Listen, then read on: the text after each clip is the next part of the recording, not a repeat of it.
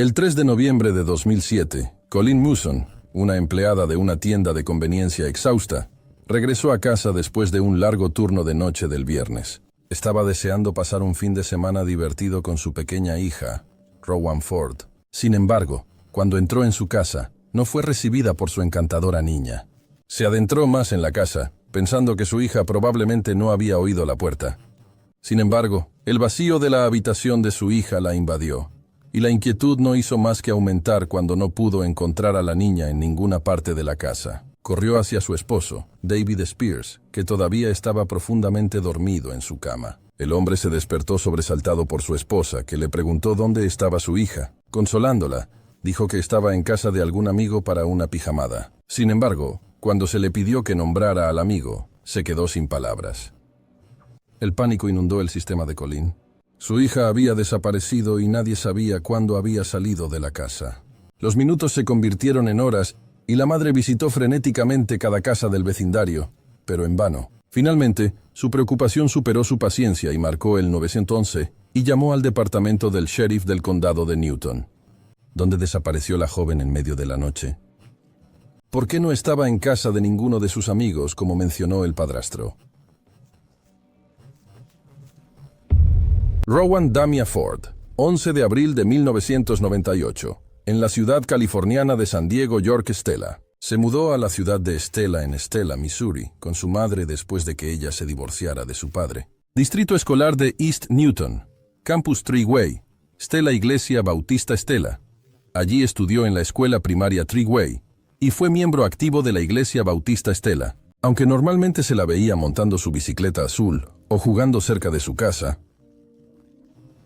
Colleen Munson no encontró rastro de ella cuando llegó a casa a las 9:00 am del 3 de noviembre de 2007. Había dejado a Rowan al cuidado de su padrastro, David Spears, que realmente no sabía dónde estaba. David le dijo más tarde a su esposa que se había emborrachado mucho con sus amigos la noche anterior, el 2 de noviembre de 2007.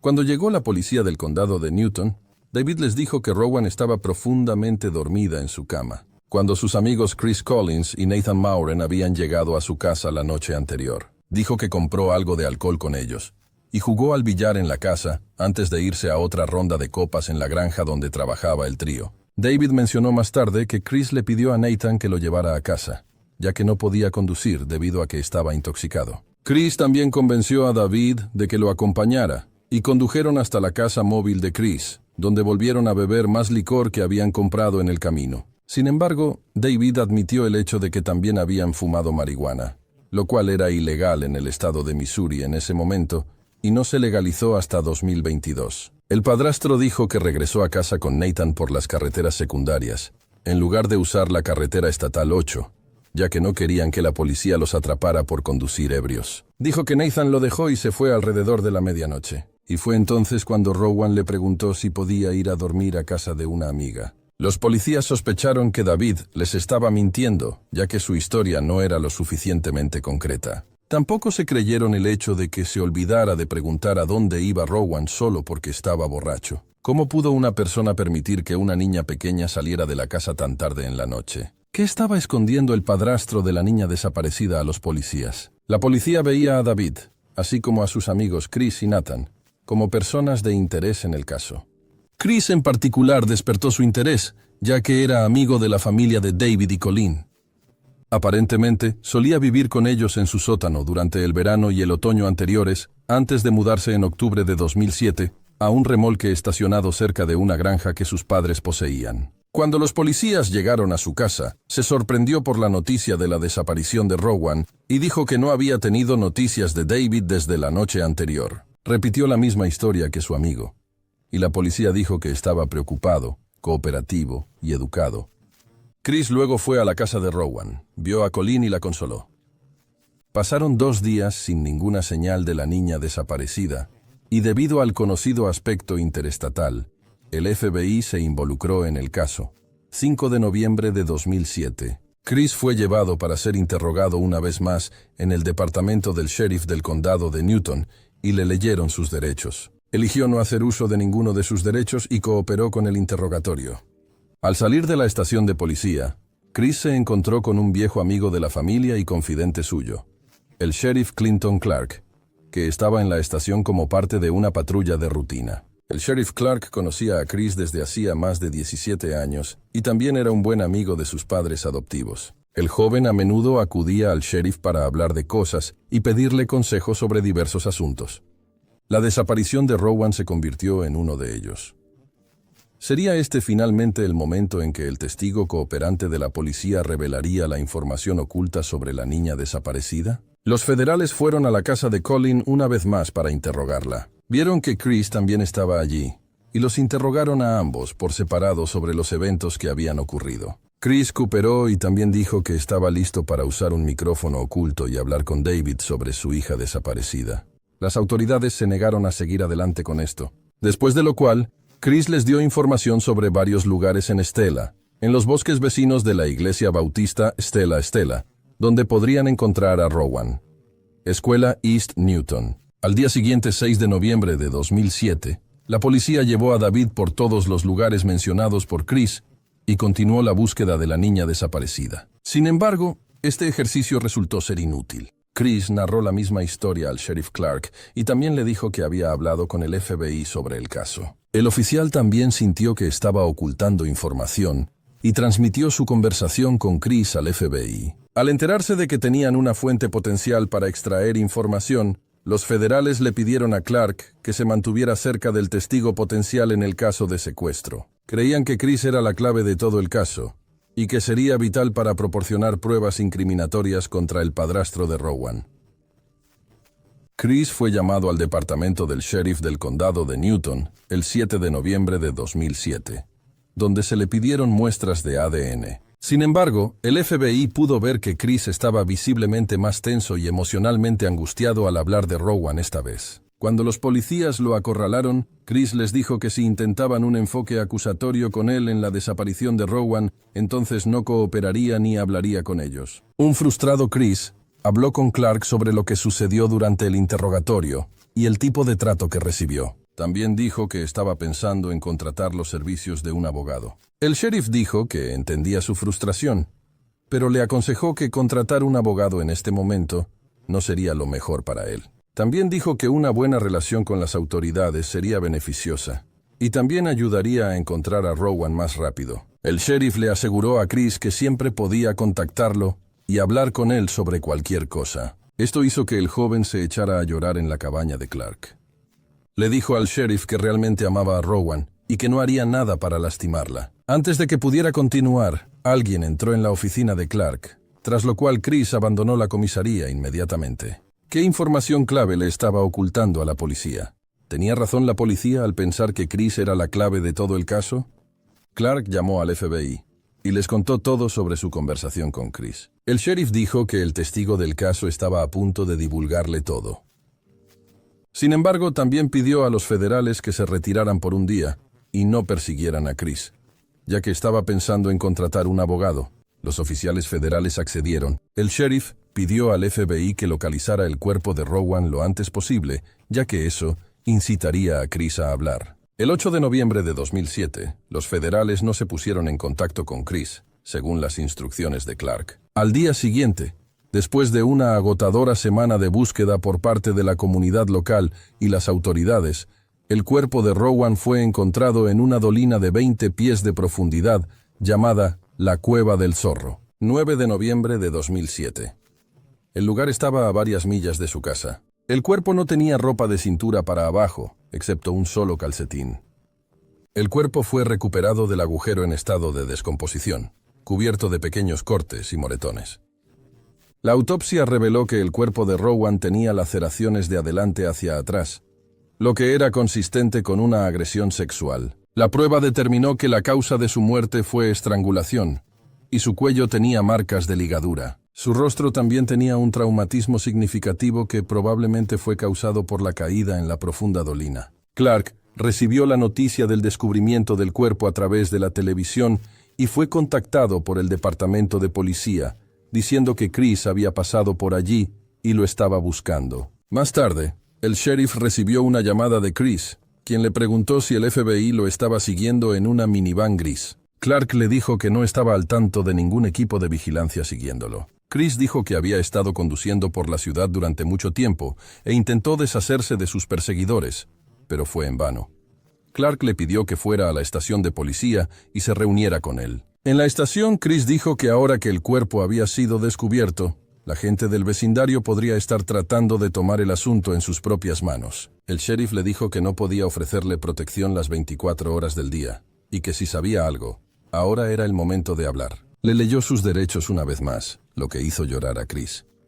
Al ver esto, Clark le pidió directamente que confesara todo lo que sabía sobre la participación de David Spears en la desaparición de Rowan, y que terminara con eso. Esto sorprendió a Chris, y le dirigió al oficial una mirada extraña. Dijo que le contaría todo, pero no en la estación de policía, ya que había demasiada gente alrededor.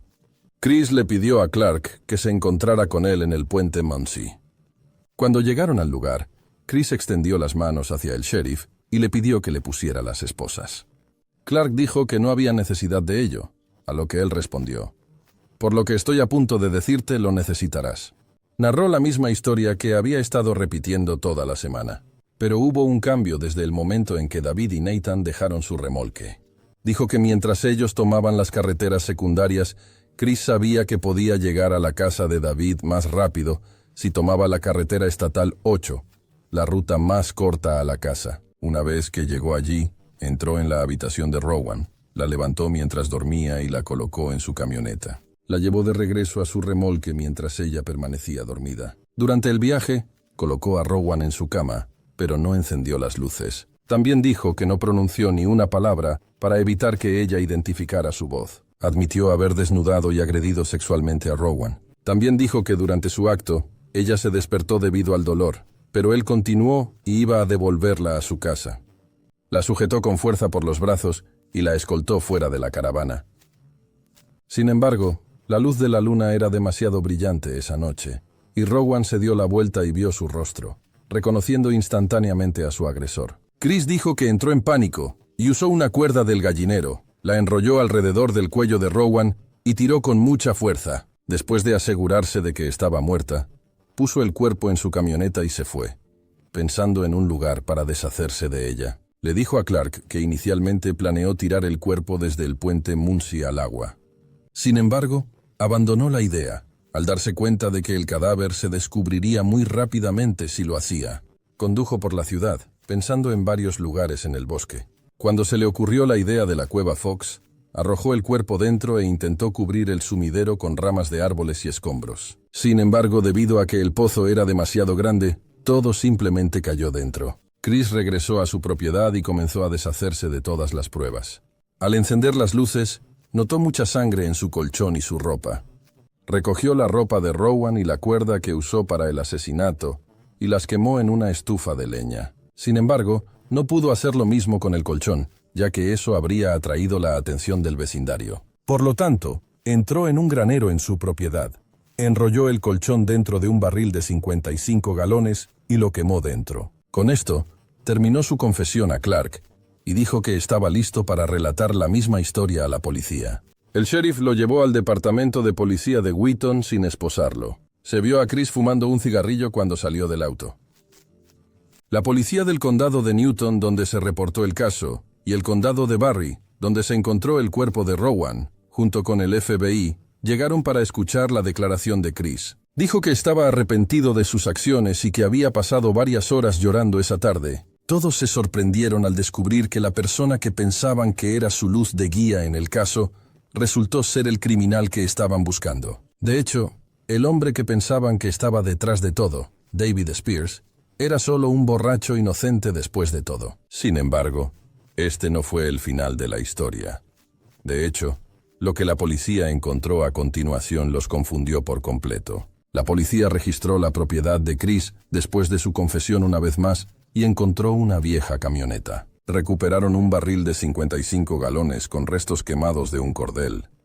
También se encontraron algunos mechones de cabello castaño claro que coincidían con los de Rowan en la cama de Chris. La policía finalmente tenía a su hombre y se dirigieron a informar a David, su antiguo sospechoso principal y el padrastro de la niña. Los policías esperaban que David se derrumbara o se sorprendiera por la traición. Sin embargo, cuando se enteró de que su amigo se había entregado, también se implicó en el caso. Este inesperado desarrollo los tomó completamente por sorpresa. Dijo que estaba al tanto de lo que sucedió y, de hecho, había atrapado a Chris en el acto en su caravana. Sin embargo, en lugar de confrontarlo, David dijo que se unió a él en el asalto y luego lo ayudó a deshacerse del cuerpo. También dijo que había tomado el camión de su madre para este propósito alrededor de la 1:30 a.m., lo que también fue confirmado por su madre. Cuando se le preguntó a Chris sobre esto, negó rotundamente cualquier participación de David en los actos de violación, asesinato o eliminación del cadáver. Esto desconcertó por completo a los policías,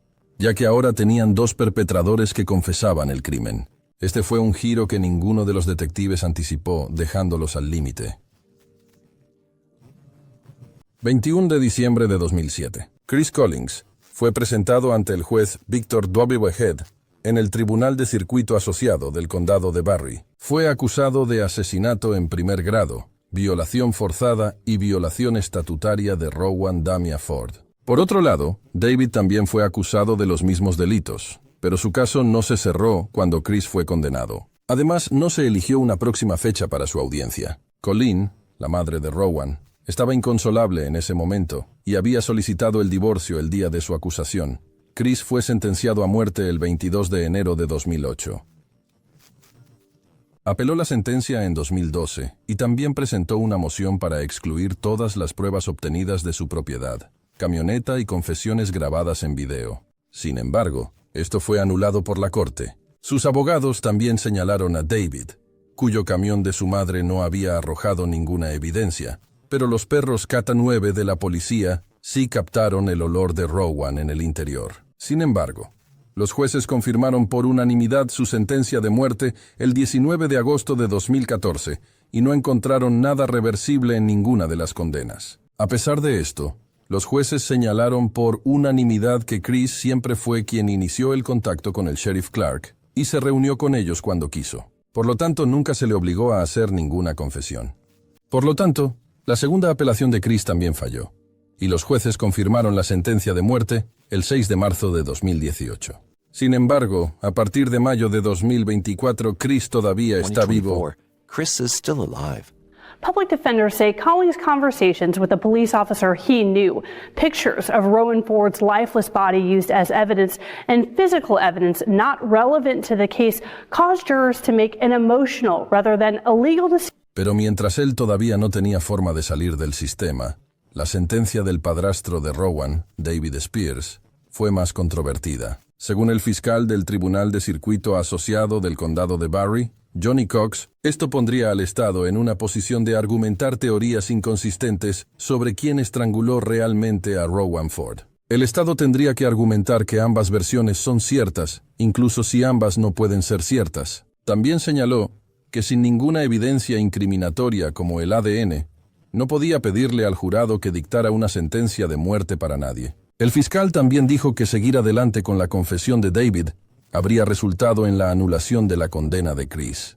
La fiscalía acusó a David de intentar desviar la investigación del jurado con una confesión falsa. En una audiencia de 2010, David fue sentenciado a 11 años de prisión por poner en peligro a un niño y obstaculizar el enjuiciamiento. A partir de mayo de 2024 completó su sentencia y es un hombre libre una vez más. El funeral de Rowan se llevó a cabo el 14 de noviembre de 2007 en la iglesia Gospel Lighthouse. Fue incinerada en el cementerio de Macedonia en Estela. Su lápida llevaba el grabado de un ángel arrodillado en un corazón. Surgieron varias preguntas con respecto a la sentencia de Chris y David. Se podría argumentar que si la confesión de David se hubiera considerado verdadera, ambos hombres habrían recibido la pena de muerte. Sin embargo, se argumenta que no se encontraron pruebas que incriminen a David y, por lo tanto, usar su declaración también habría liberado a Chris. Chris tenía 32 años cuando agredió y mató a Rowan y medía 6 pies y 8 pulgadas de alto y pesaba 284 libras. Es completamente inimaginable por lo que habría pasado la joven en sus momentos finales esa fatídica noche. Durante el tiempo que su asesino vivió en su casa, ella lo llamaba cariñosamente tío Chris, lo que hace que todo sea aún más deprimente. Tristemente, mientras su vida terminó brutalmente, sus asesinos continúan viviendo.